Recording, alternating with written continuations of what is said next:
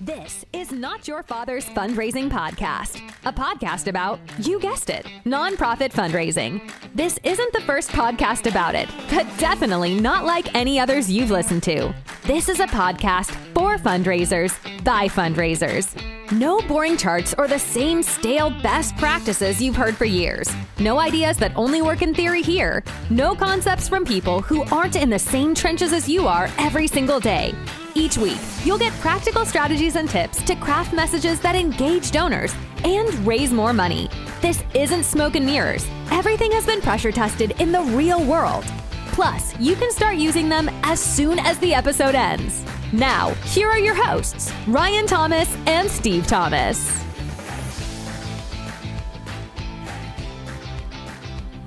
Hello.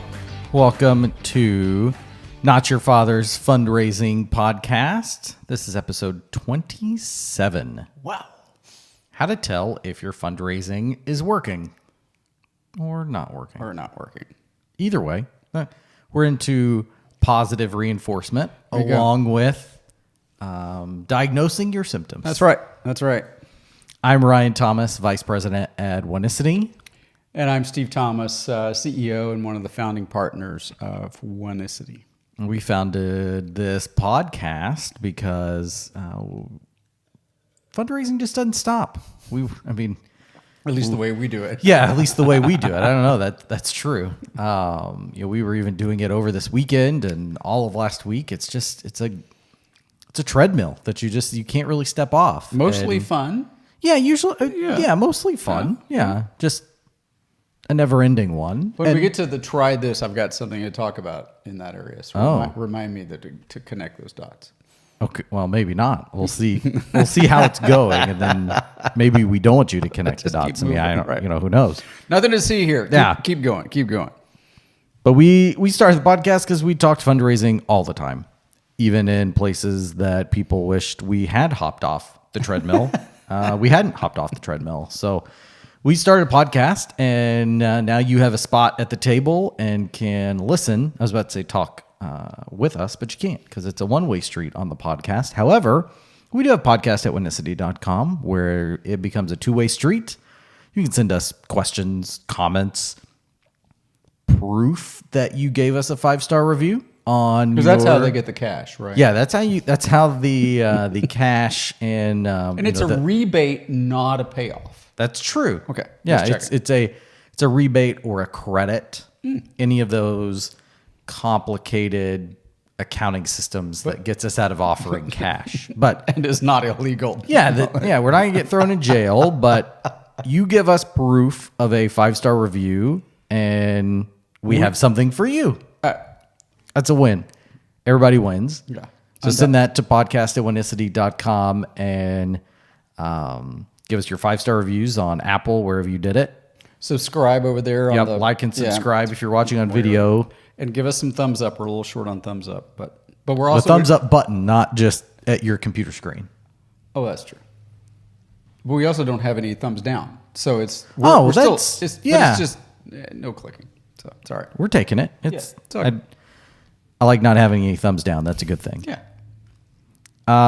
We started Oneicity more than 15 years ago and have a ton of people on our team who measure the time in the fundraising game on the fundraising treadmill in multiple decades. And we don't get into the math, but lots of seasoned pros and really love doing that. That's what gets us up in the morning and why we don't hop off the treadmill.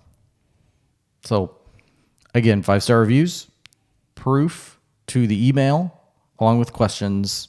We like to do mailbags. Podcast@Oneicity.com. And then like and subscribe in the bottom left. The thumbs up is down there as well. Really just interact with us so we can get to more people and get on more people's phones. It's really what we're getting at. I'm in.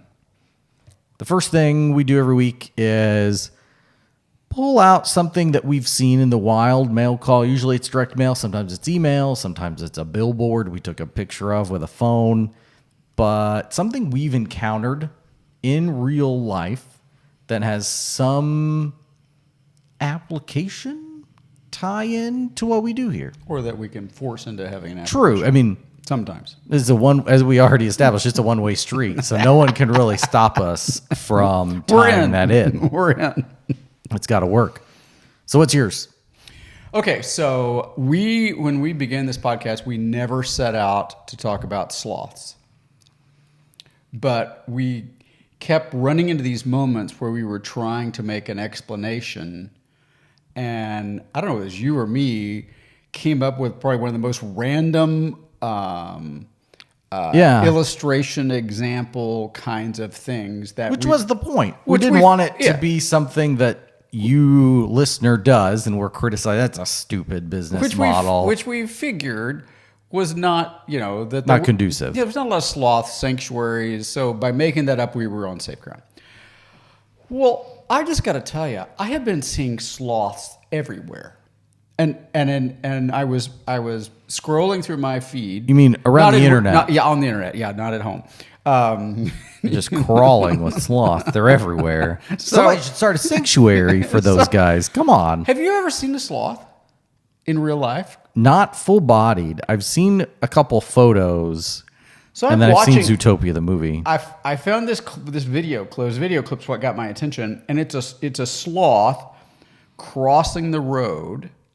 And it is really creepy looking. I mean, they have really long claws. They have long, and it's kind of doing this, But there are police that are blocking off the traffic because the sloth is not moving very quickly, as they're wont to do.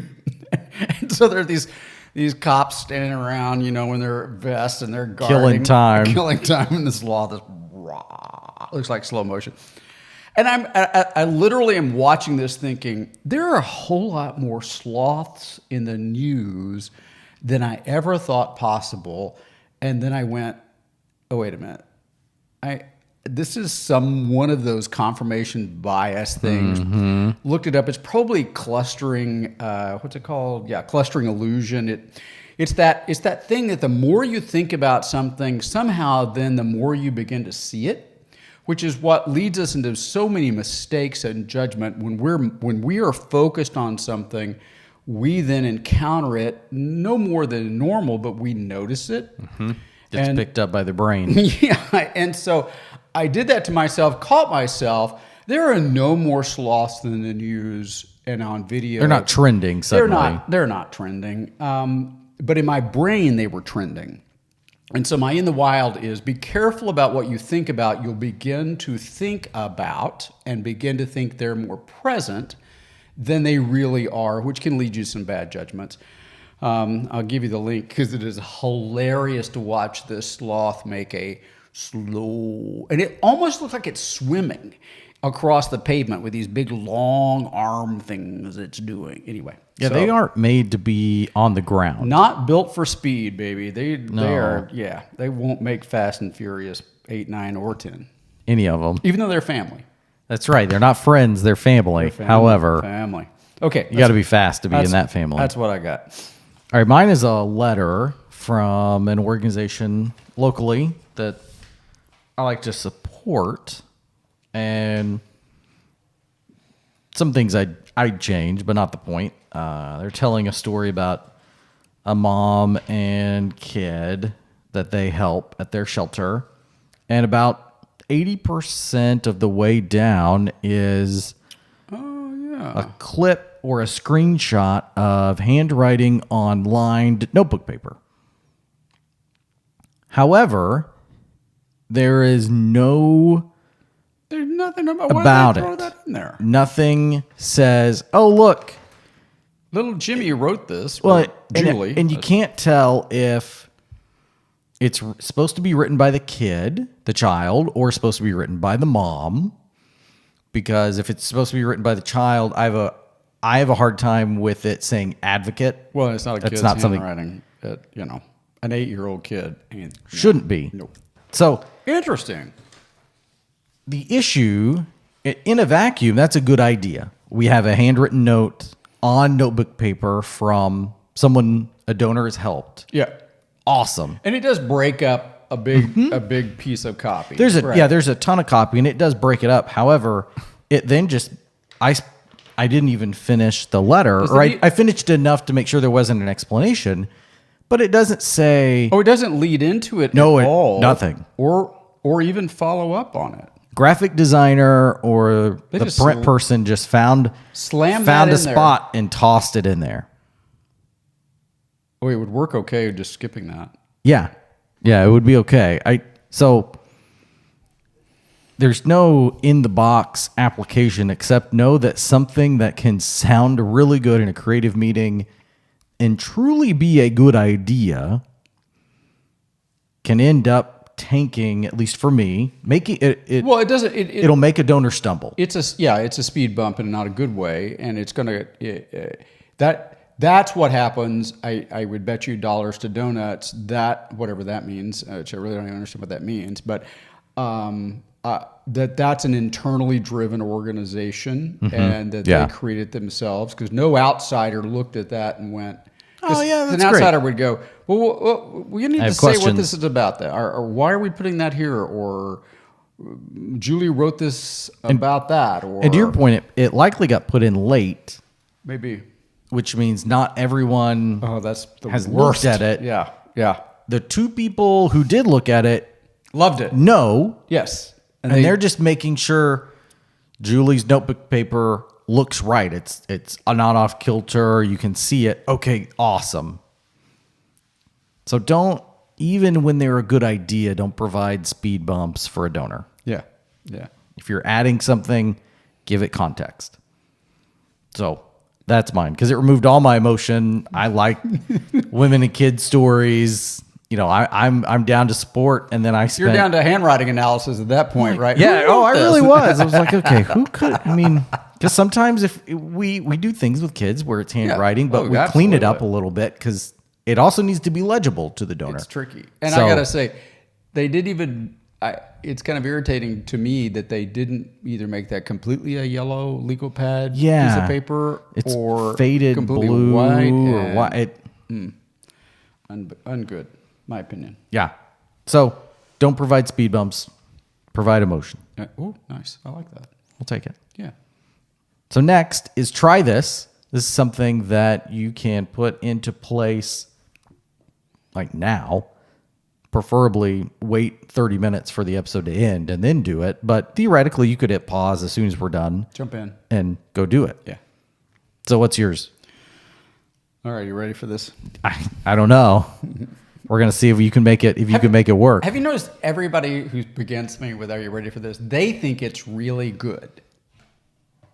Either that or it's a techno dance tune that they play at sports games.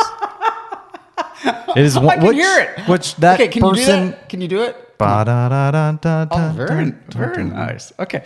In 1930...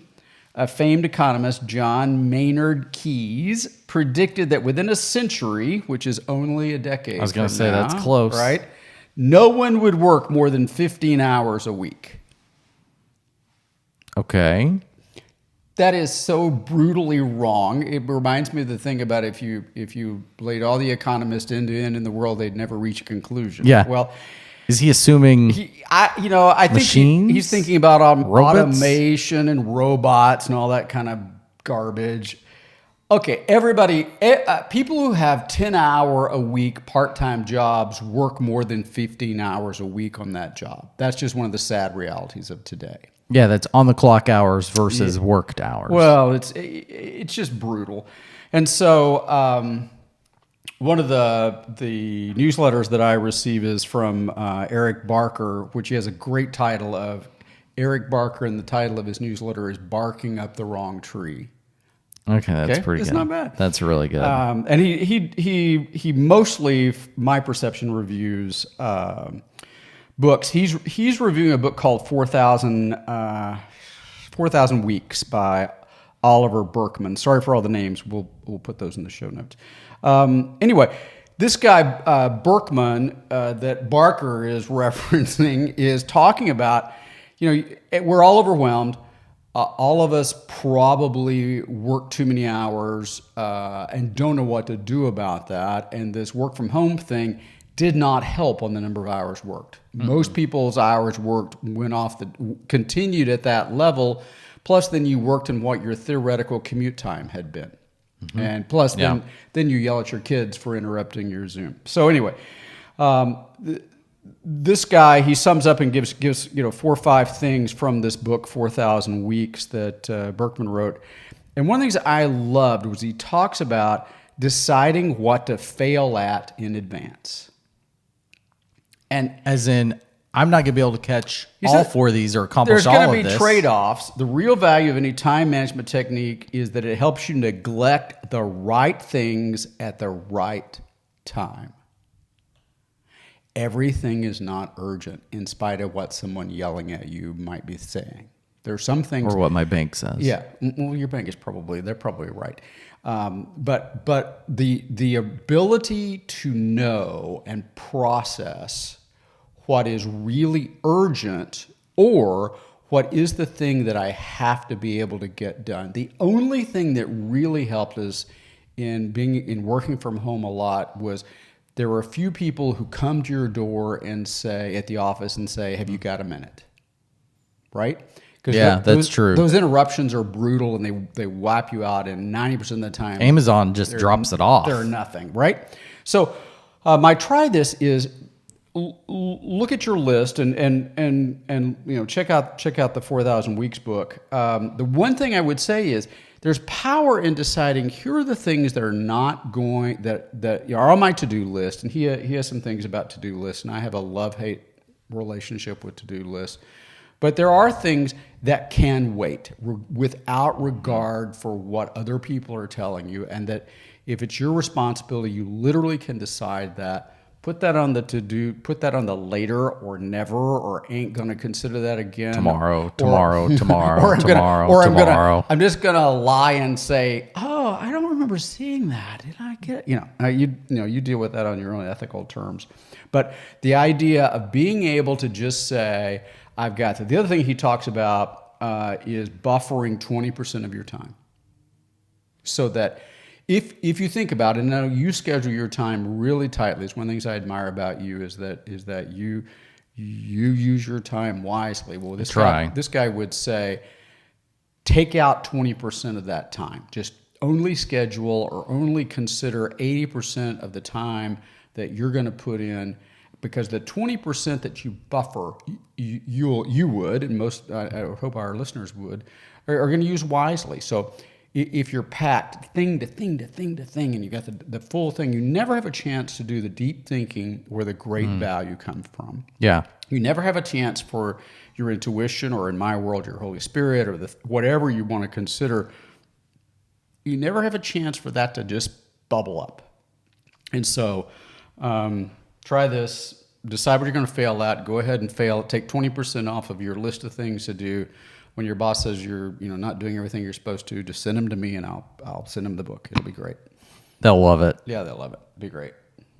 All right, yeah, you landed that. It worked. Okay, good. Yeah, that wasn't bad. Okay, I'll take it. My try this is change where you are telling a story. We've talked a lot about you should be telling a story, how to tell a story, the power of a story, but we haven't talked as much about where to do that. So less in the grocery store line and more at the coffee shop? No. Okay. Good point. Okay. In your peels, whether it be email, direct mail, are you leading with a story-related lead? Well, there you go. Dear so-and-so, I cannot wait to tell you about Susie, because if she could meet you on the street, she would give you the biggest hug because of where she is now, because of you. Here's what happened, blah, blah, blah, blah, blah. If you are leading with the story a lot, that's great, but maybe try not leading with the story and putting it maybe across a page break or a page turn. So at the bottom of page 1 and then continue into page 2. Yeah, you got to turn it over and see.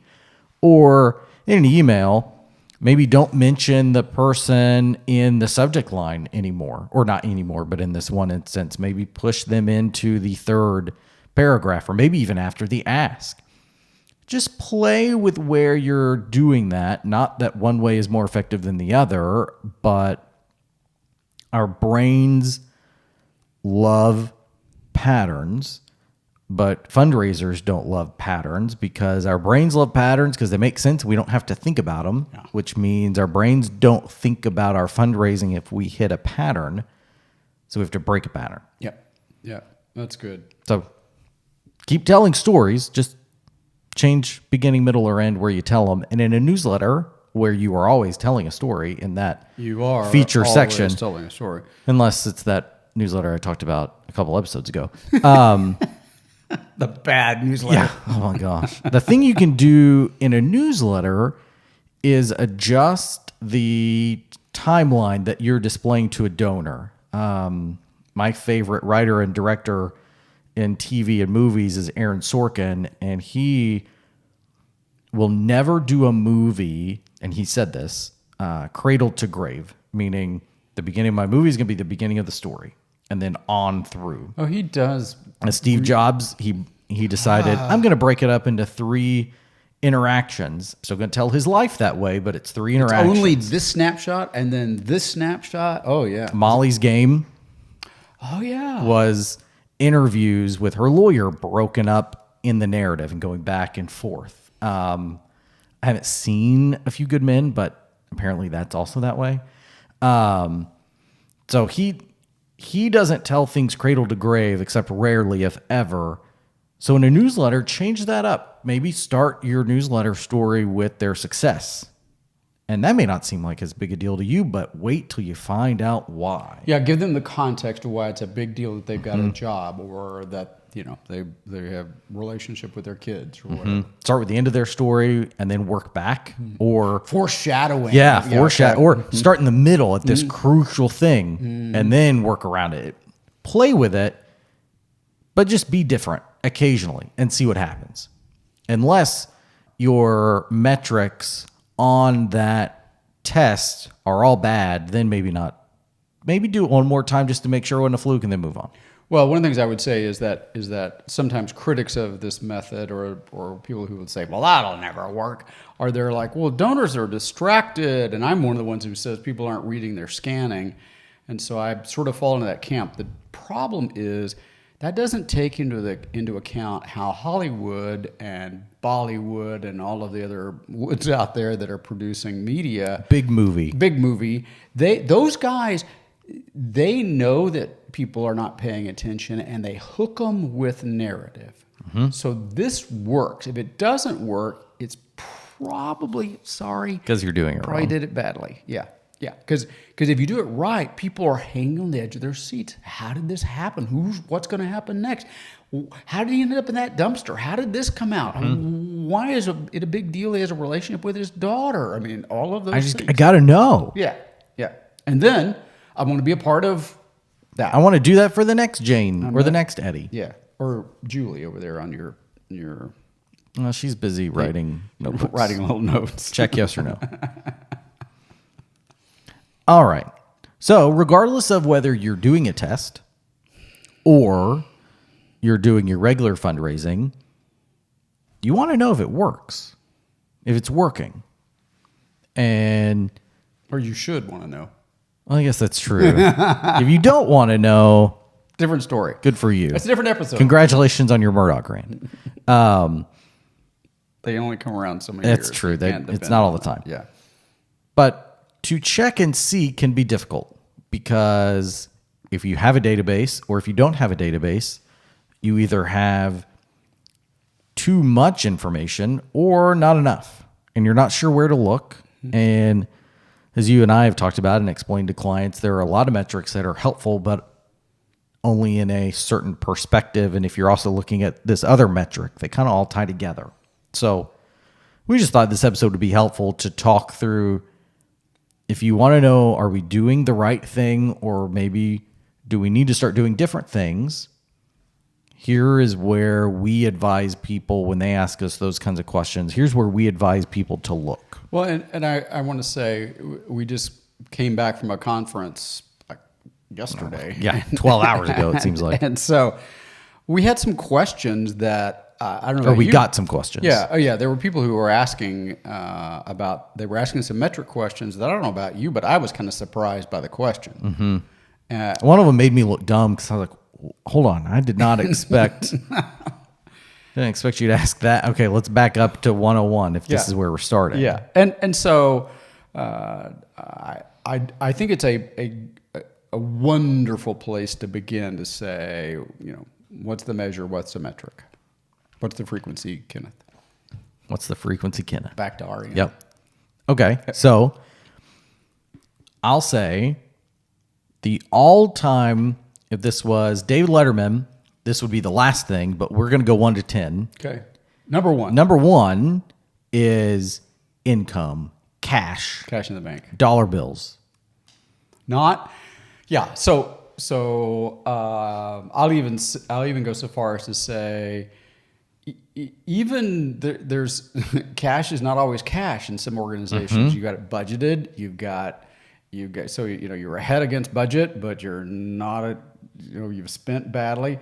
At some point, cash in the bank rules because no matter all the other metrics we're going to talk about, as esoteric and granular as they may be, none of those will actually help you pay the bills and keep the cause running and you doing the things you're going to do. And so there is nothing wrong with, if you're very small in a startup situation, or if you're in a turnaround situation where there's been a little smoke in the cockpit and you're pulling out of it, those are the places you're looking at cash. And back to the airplane analogy, pilots have this thing called bingo fuel, whereas that's how far we can fly. And if you're in a turnaround or in your startup, if you are in leadership and you do not know how many days of operation you have in the bank, how much we have $1,000 that will last X days. If you don't know what that is, you probably are not paying attention to the right metrics. Hopefully you get out of that quickly, and that's a whole nother podcast. Yeah. But that is the ultimate measure. But you want to get out of that as fast as possible, because You mean get out of that in that isn't where you are starting and ending your day that you're looking at. That's exactly right. You definitely want to move past that as fast as possible for a variety of reasons, not the least of which is it will chew you up as a person inside. And in a macro sense, the way to move past that is to get to where those days of cash, those days of operating expenses lengthens and lengthens and lengthens. And at a certain point, it's not helpful or interesting that you have that many days on hand because it's working. Yeah. And so then you dive deeper, you open the hood to look at what's going on. Well said. Okay. I remember sitting with a leader who was in a startup-ish kind of situation, and every month we would celebrate we lived to fight another day. We made it. We made it through that month. Another one. And then you realize, no. Even though the dollars aren't necessary, we can't actually put our hands on the dollars because of the process and because of our donors and because of what we've been doing the last few months. I can have some confidence that what's coming in is going to be okay. So even if I don't have the cash in the bank, the history, the metrics I've been paying attention to beyond just cash lead me to feel confident this is going to be okay. And then you can begin to look at the other metrics. All right, that was number one. Cash. Number two, not all cash is equal, and not just in denominations of bills. You've got net cash. I don't know a good way to describe. I mean, net cash is your cash, not just your gross, what you're getting, but what you can actually sort of keep on hand. Yeah. So then it becomes. Now, we don't want to get into. Oh yeah, we're also not accountants, or lawyers, or doctors, as much as we want to be. Did not say on a Holiday Inn Express last night either. So, yeah, at some point you very quickly begin to, and this usually happens. Net cash becomes an issue when you begin to do like big events, or you begin to do some of your early fundraising impacts. Maybe it's direct mail, maybe it's an email, maybe it's a campaign, maybe it's Giving Tuesday. I don't know, whatever. But you begin to look at, okay, it cost us this much to do, and then we got this much out, because It really, cash in the bank is only good if you've got a really good eye on what's going out the door. Okay, that's easy. Sort of like cash flow. Just like at home, It's your budget. It's your household budget. Yeah, exactly. But on the fundraising side, a fundraiser always has to have their eye, even at this more rudimentary level. You have to have your eye, even if you're only concentrating on your total cash in the door. You always have to be thinking about, what did I spend to get that in the door? What did it cost me to get that there? And then the other side of, okay, this is what it cost me to bring that in. You're literally getting into return on investment. And that's ROI. And that's another thing, because again, if you are spending X to get Y and you don't like what X and Y are, you have an ROI problem. Yeah. Okay. So ROI is one of those things that gets abused and misused, in my opinion. Oh yeah. And what I want to say is, we're going to talk a lot about some of these metrics, and one of the things that Ryan, don't let me miss out talking about is we also want to talk about timeline and when to measure and look at this stuff. Yeah. Because you can go crazy once you're past, are we going to go out of business next week? Once you're past those fears, then it becomes a matter of, when should I evaluate? And ROI is a thing that is easy to evaluate improperly, even using the metric correctly. Doing it at the wrong time, doing it too soon. So, and I want to say ROI, it's really interesting. ROI, the way we do it and the way that I believe is most functional, is like, how much did you get? What did you invest to get that, right? And so it's a relatively simple division. I looked up a response report. So we had a client who they brought in about $75,000 on a direct mail appeal. It cost them about $10,500 all up to do it. I wish it was 10,000, because then I could do the math in my head. I did. I intentionally made sure, and I'm even rounding slightly. So you get about a 7.4 ROI. Okay. So you're dividing, and this is one of those things that makes it really hard on audio, and I just can imagine people driving off the road if they're listening to this, because it's like 7.4. That doesn't sound right. 7.14. Oh, 7.14. Yeah. Okay. Did you notice that difference? I was kind of wondering. It's pretty impressive. Anyway, so you do that division. You want to make sure you're doing it the right way. There are some people who want you to do who do this weird thing where they want you to take out the cost. So it's like they do the net, and then they do the ROI. Yeah. You're dividing using almost like the profit. Yeah, you're taking the net and dividing, and it just. I'm not going to get into arguments over that. I'm just saying it's not helpful. It's not as helpful. And more importantly. So let's just say, your CFO decides that's how they're going to do it. Fine. Let's not fight over it, right? Yeah. So it's sort of like, I went to the doctor today, and one of the things you step on the scale and they weigh you, okay? His scale and my scale don't match. They don't agree. Is that a big thing? No, because he said this is how it changed. I look at my scale. I know how mine changed. You want consistent. Accurate's important, but consistent is more important, because you're measuring over time. How did this work compared to the previous time? So if your CFO or your board insists you do ROI with some kind of weird machination, chicken guts and glitter kind of a thing, fine. Just make sure you always, sadly, do it that way. Okay. So yeah, ROI. ROI is one of the ones that I love, because it will port across from events to a direct mail impact, to everything has ROI. So you can do an ROI on almost everything. I'm sure there are some things that it doesn't apply to. Anytime you're doing something internally in the organization, events are the big one that this happens to, is you can never calculate all the costs. Even our preferred cut and dried ROI is missing a lot of costs, because exactly you're pulling people off regular job to help out with the event. Yeah.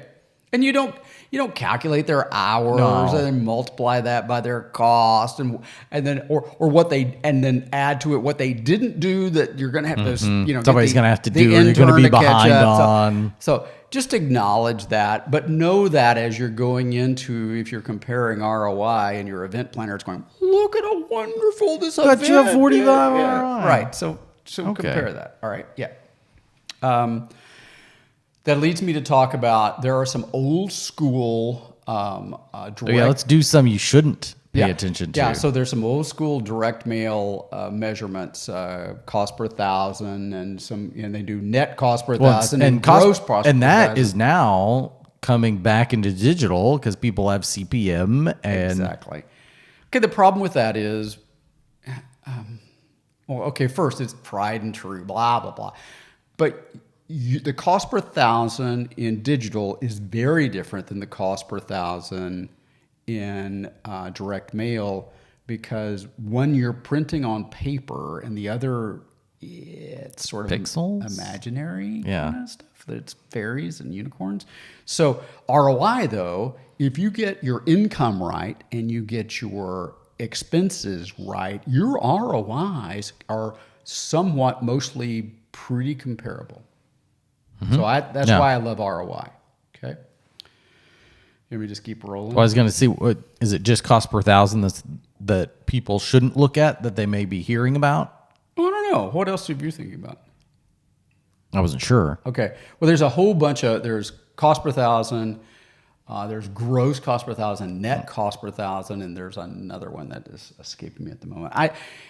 That old school stuff was designed to compare various print impacts against print impacts. And in our world, we don't want to compare it that way. We want to compare larger across channels. But so that, not that you want to say, well, this direct mail beat that event, but you want to be able to say, gosh, well, let's just keep in mind this event and the cost we know only has a 2-to-1 ROI, where With a direct mail piece, it's pretty locked in. There's no it's soft costs. the costs are all visible, and it's at 7-to-1. Wow. Let's just be aware of that. Not saying we're not going to do any events, but let's just be aware of how that stacks up and know that there are more costs on that ROI. Not one you don't want to do, but one you just be aware of is one of the things that we sometimes use that compares, that we use in print, is called marginal ROI, which is where, so you almost always have some creative cost if you're using outsiders. So the writer, the designer, someone the charges you proofer. $100 to create this newsletter, and then it costs you $100 to print it. Well, in calculating the ROI, you first combine those two, that $100 and $200, and that goes into your expenses. You divide that into your income. Well, for a marginal ROI, you take out the creative and you put it, and you just look at your production or postage charges. The reason for that is that allows you to compare impacts where your the price of the print varies and your income varies, and you can exclude, because it typically costs the same to create and design something. You mail 100,000 pieces as you mail 1,000 pieces. So you take out that creative completely because it weights more heavily on the low print production side of the festivities. In other words, your creative costs show up bigger at 100 pieces you mailed than it did at 100,000 pieces you mailed. And so the marginal ROI, MROI, allows you to compare those without getting into the creative cost. It's less important for most people, but it can be helpful as you're doing comparisons. Yeah, there are times it's helpful. Yeah. All right, now, do you want to get into donor-related ones? Sure. Or do you have any before we go to that? Let's do one more. So response rate is really critical when you're looking at comparing direct mail, and that allows, so response rate is how many did you mail, how many people responded, and just what's your percentage that received it replied. It is less important than ROI. because it is driven by, it's not driven by dollars. A dollar in the mail is the same as $100,000 in the mail. In terms of calculating Our response rate. Response rate is just how many pieces came back. Well, that's an interesting thing, but if you have the choice, focus on ROI. Sure. Because it's harder for you to play games with ROI. Response rates you can play games with. But there are times we find it helpful when evaluating, I especially look at it when evaluating a singular impact, because I can know if the income wasn't great on the impact. Yep. We'll talk about this at a macro level in a minute, but if the average gift, the average amount that people were giving to that impact also wasn't great, and the percent response wasn't great, meaning not a lot of people sent them in, it's kind of a dud. Yeah. Yeah. If two of those were duds, but the percent response was good, then as best we can tell, because there aren't tracking pixels on envelopes, in direct mail, if the percent response is high, your envelope got a good number of people into it. Yep. And at that point, then the letter is what facilitated the rest of your problems. Yep. Yep.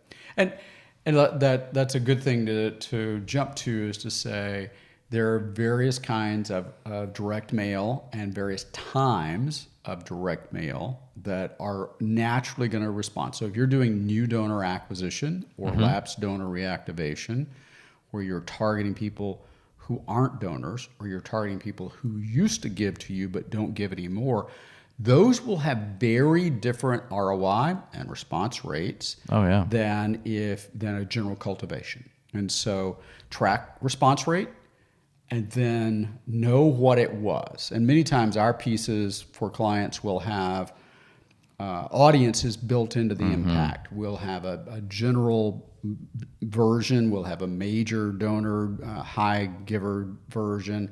We'll have lapsed donor. We have a variety of things. And so you have an overall ROI response rate, the other metrics to it, and then you break it out. The general file did this, the high, the larger donors, that group responded in these ways. And so you're able to look at those pieces by both segment and the type of impact, and then the time of year that impact rolled. Yeah, there's a lot to look at. Yeah, but we'll dive deeper into that at some point. Okay, because that could be a fun topic. Yeah, but it still rolls back to ROI. And so then I guess I want to say last thing on response rates and ROIs, that kind of thing, is the temptation is to look at one impact and measure and go, did that do good? And it's like 2 weeks out, how did that do? If it's an email, 2 weeks out is probably good. If it's direct mail, 2 weeks out is probably not very good. 2 weeks out from an event, depending on how you're cultivating those donors, that may or may not be very good. You just have to know what that is. The very best thing you can do is, in my opinion, is report and analyze granularly, tiny, as small a chunk as you're able to, and is helpful. But your ultimate measure is a year. Yep.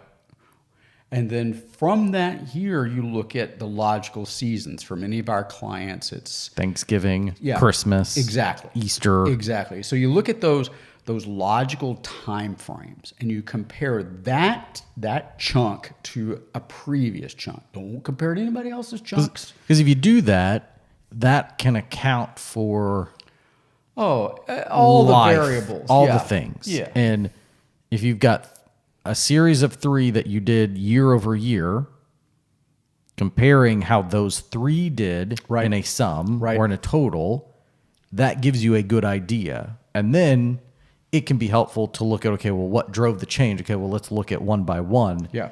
But it's more helpful to say, how did Thanksgiving do versus how did this one Thanksgiving impact do? Exactly.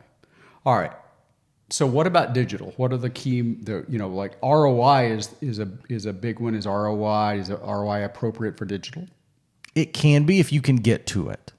The issue can be in the for-profit world, it can be really easy to track dollars, but it can be it can be difficult to track dollars digitally from where people came from. Right. Not every platform, not every website, not every system, just to throw a term, will let you track people gave to this page because they came from an email, or people came to this page because they saw something on Facebook, the link, or they saw your Google ad, or whatever it was. It can be hard to know where they came from if they gave to this page, which if you don't know where they came from, or you don't know what drove them, you don't know what it cost you to put that thing out that they saw that drove them, which means you don't know the ROI. So in those situations, we just sort of bulk the cost. So it's not accurate. I wouldn't, it's not accurate enough for me to, do operation on, but enough to know if things are working. It's enough to get a temperature, and if on a graph or on a chart, you'd color it a green or yellow or red. Okay. And one solution to that, some people have decided, we will just make separate landing or giving pages for the email that goes out. So for it's the social separate landing page, so we can in theory track. We can know. Right? Okay, the only reason they would have come to that page is the only way they could have found it was through the email. So then we can take all those dollars against what it costs to make us through the email. Same for social. But same that gets into everywhere an else. ROI, the same kind of thing. How much did it cost me to capture that information? Or right? like an event. Yeah. Okay, well, how much did it cost to have somebody set up all those pages? Right. And then you'll have people, especially now as people are more privacy conscious, will see your email, love it, be into giving, and they'll pull out their phone or pull out their, they'll just type in your URL and go to your site and give a gift. Yeah. Well, that was driven by your email, but they just didn't go the way you wanted them to. So because they get that autofill going on their. Well, and they just, I don't want to, I don't click lots of links in my email. Yeah. Because I've lost control on where I'm going. Yeah. All right. So what's the best way to know? There's really not, the only good way to know is to first understand what you are and aren't going to know. Okay. That goes back to Set your expectation. to ROI. Know how it's calculated, right? Know where this is coming from. And also, like in direct mail, look year over year. If you did this before, compare that to now. Right. And if it did better, awesome. If it didn't do as well, try to kind of see why. Did we send it at a different time? Was there not enough accompanying materials? That kind of thing. But the way to fight the difficulty in calculating digital ROI is to keep apples and apples as close as you can. Yeah.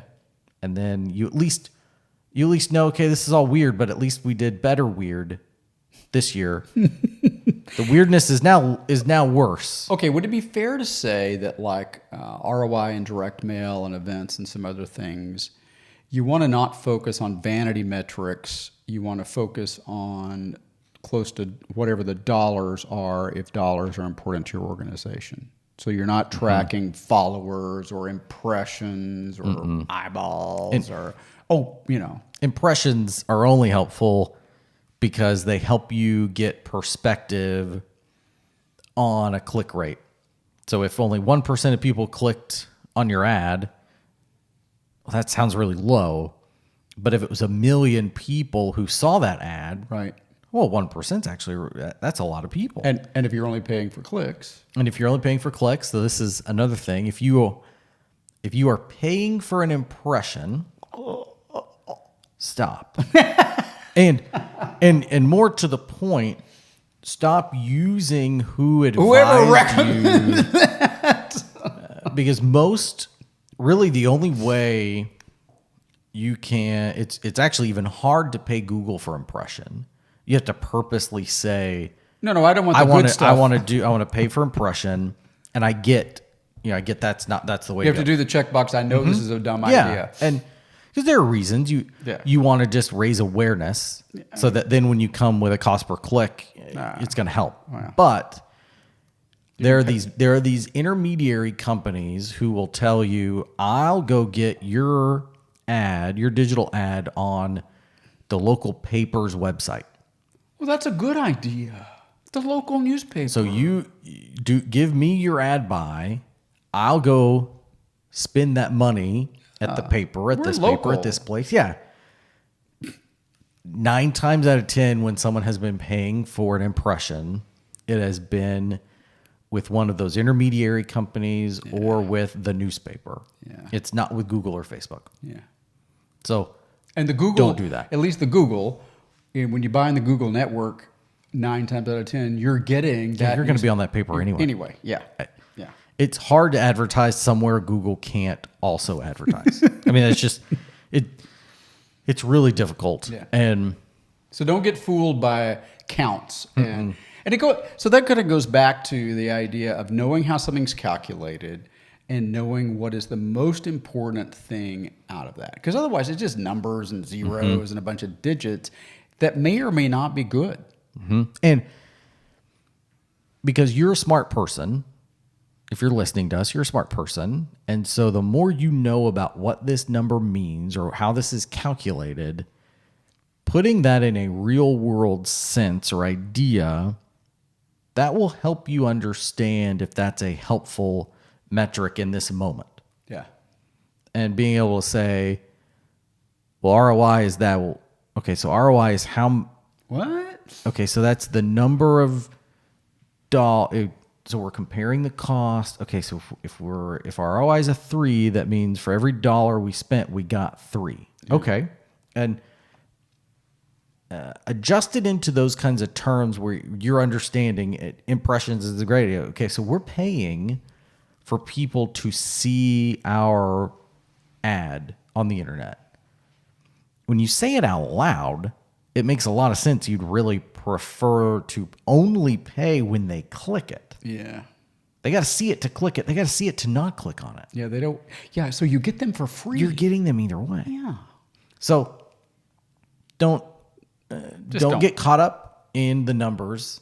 Back them out into something that in a real world sentence, you understand what they mean, because all of these numbers, and we're going to end up doing a part 2 because we're going long because we care about these. So we're going to do. I was wondering. We're going to leave some on the table, but all of these they're a puzzle piece.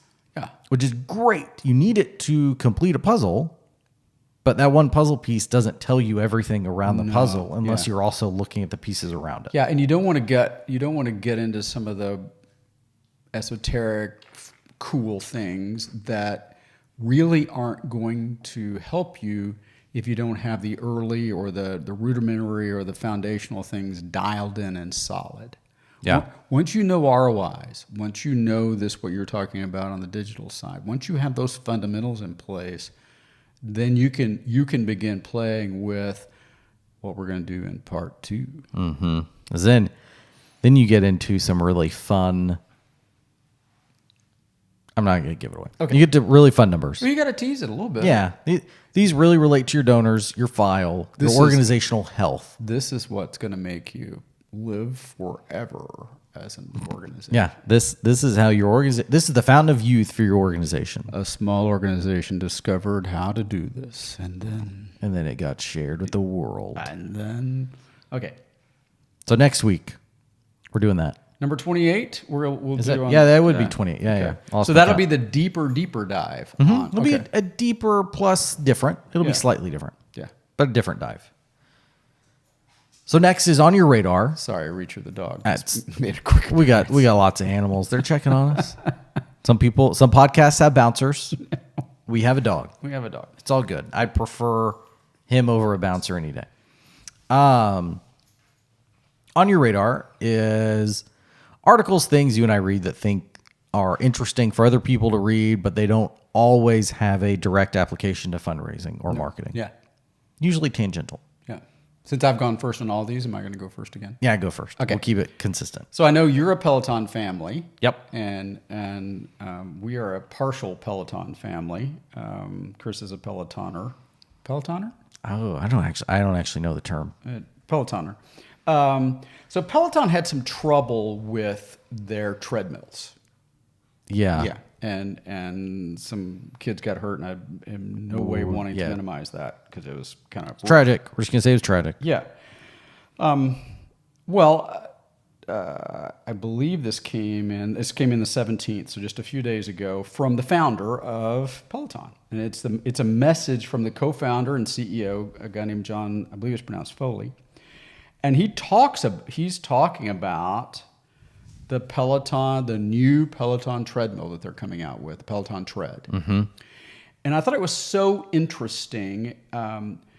Most organizations, if they've been around a while as a nonprofit, have had a moment of bad PR or press. We have had clients who have wrestled with a variety of things. Almost all were blown out of proportion or taken in the wrong way or were completely spurious. But anyway, these guys, they've had a really difficult PR thing, and now they've redesigned this treadmill, and they're ready for your money, incidentally. Yeah. This letter never mentions their difficulties. And in fact, he talks about how transparent they want to be, and they want their hardware to be the best they want to be. And then he says, "Here's the Peleton Tread." He's excited about it, and then he talks about that this offers the best experience in the category, best value, and then he gets to integrated safety features, which is what was either the real or the perceived difficulty with the previous. Never mentions their previous problem. Wow. What he does is he say, hey, we're proud. As parents, we're proud. We want safe stuff in our home. He lists 4 things that are part of this safety. And then he says something I thought was really good. He says, with young children at our home, Jill and I are glad that the Peleton Tread provides everything we need for great and safe total body workouts. This did a really good job of of letting that all be in the past. If you knew about it, you know what he's talking about. If you don't know about it, you're not distracted by any of that, and you just read this announcement. So my lesson is, if you're dealing with a difficult thing, there's a point you just mark it and move past it.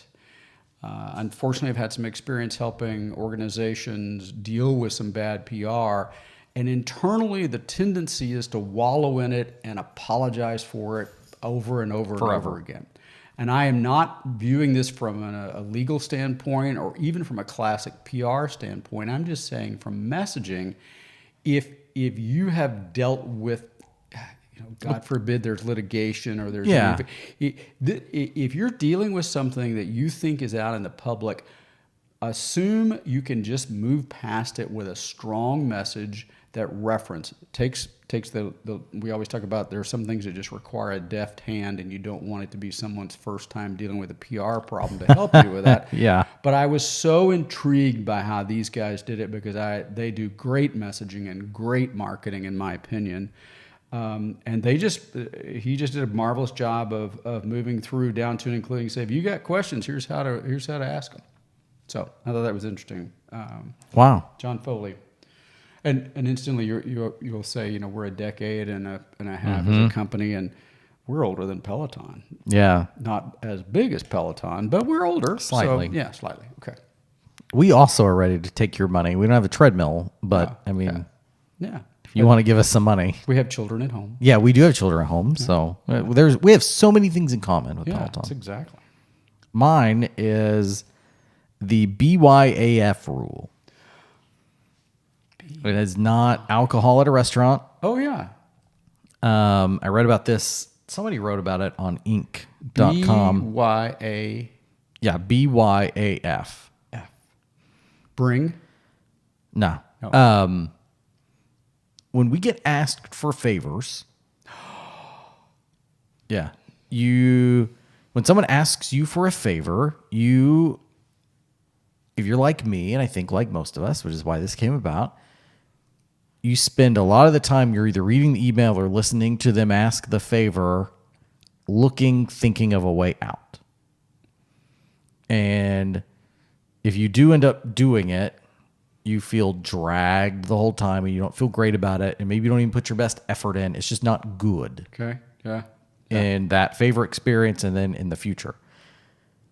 The BYAF rule is giving someone an out. Still asking for the favor, still explaining the lurch you're in or the help you need, whatever your situation is, but saying, but you're free to say no. BYAF, but you are free to say no. Oh. Just so saying, you actually say that out loud?